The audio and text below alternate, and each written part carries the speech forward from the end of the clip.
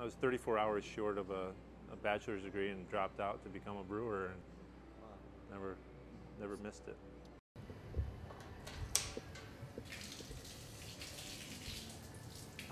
There's a world of difference as far as the flavor and you know, I guess the passion that goes into it. I've often said this: when you buy a bottle of Bud Light, you're not buying a beer. You're buying into a marketing program. I mean, because nobody buys Bud Light because it tastes good. They buy it because it says Bud Light.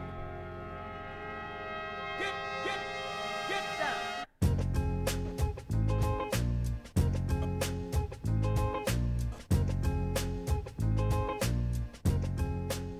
Spent a couple of years in Germany when I was 18. I joined the Army right out of high school, and I went to Germany when I was 18, and just picked up a love for beer there. When I got back out of the Army, I started going to college. I was a poor college kid, couldn't afford to drink decent beer, so I just started making my own, and it kind of blossomed from there. My wife bought me a homebrew kit for Christmas one year and a couple books, and I just kind of took it from there. It got to the point where I made so much beer, I was giving cases and cases of it away every week, and my next door neighbor, who was a real estate agent at the time, met some guys who were starting a brew pub up in Mount Pleasant at the time, and we kind of met that way.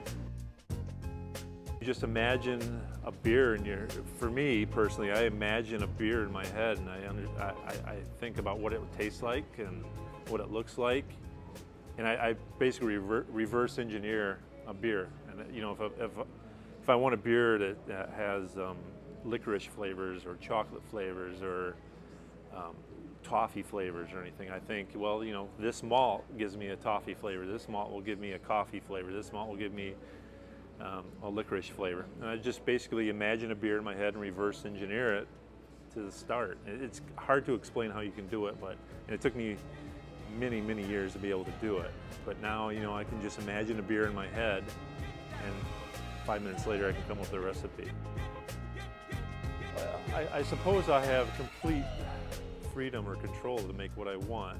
We have normally 4 regular beers, being our Harpers Ale, our Spartan Wheat, our Raspberry Wheat, and the Grove Street Pale Ale. Those are our 4 beers we keep on tap all the time, and then we have the 2 rotating seasonals. I think a lot of people know styles of wine. If you know a Merlot, a Cabernet, a Pinot Grigio, those are styles of wine.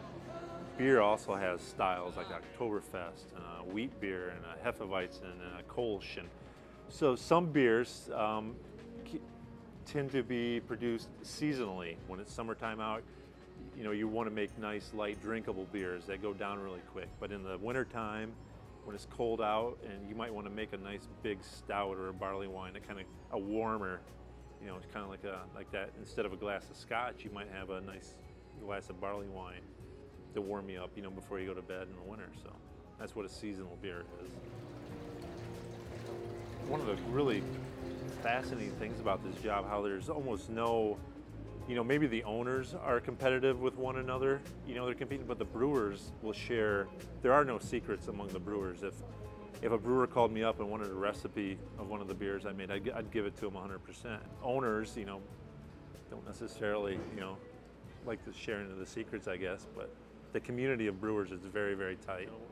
I like to think I know what college kids like to drink at this point, and you know, it's worked.